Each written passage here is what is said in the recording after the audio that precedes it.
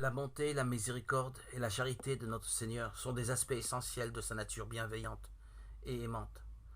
Dans l'Évangile selon Matthieu chapitre 25, versets 34-35, Jésus enseigne en disant « Venez bénis de mon Père, recevez en héritage le royaume préparé pour vous depuis la fondation du monde.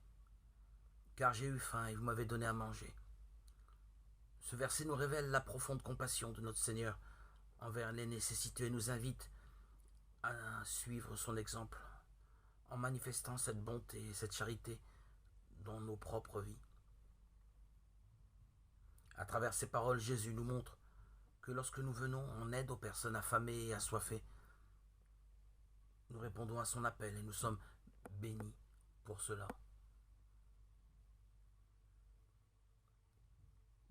La première manifestation de la bonté du Seigneur est qu'il se soucie de nous dans notre vulnérabilité.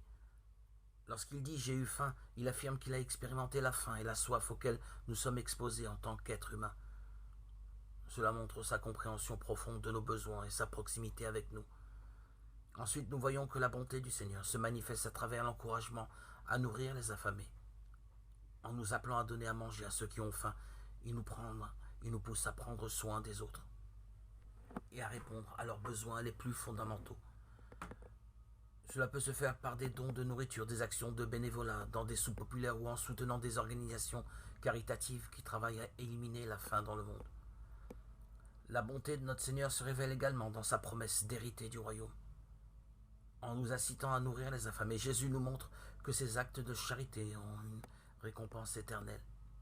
Le fait de venir en aide aux autres nous permet de participer à la construction du royaume de Dieu sur terre et d'être récompensé par sa grâce et sa miséricorde. Enfin, la bonté du Seigneur nous rappelle notre responsabilité envers nos frères et sœurs. En donnant à manger à ceux qui ont faim, nous reconnaissons notre connexion avec toute l'humanité et notre devoir de partager les ressources que Dieu nous a données. Cela nous rappelle que nous sommes tous membres de la même famille humaine et que nous sommes appelés à nous soutenir les uns les autres dans les moments de besoin.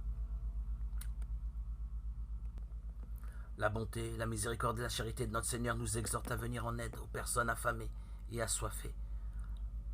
En répondant à cet appel, nous manifestons l'amour de Dieu dans le monde et nous participons à la construction de son royaume. Que nous puissions toujours être inspirés par la bonté de notre Seigneur et chercher à la répandre aux autres, particulièrement en nourrissant ceux qui ont faim.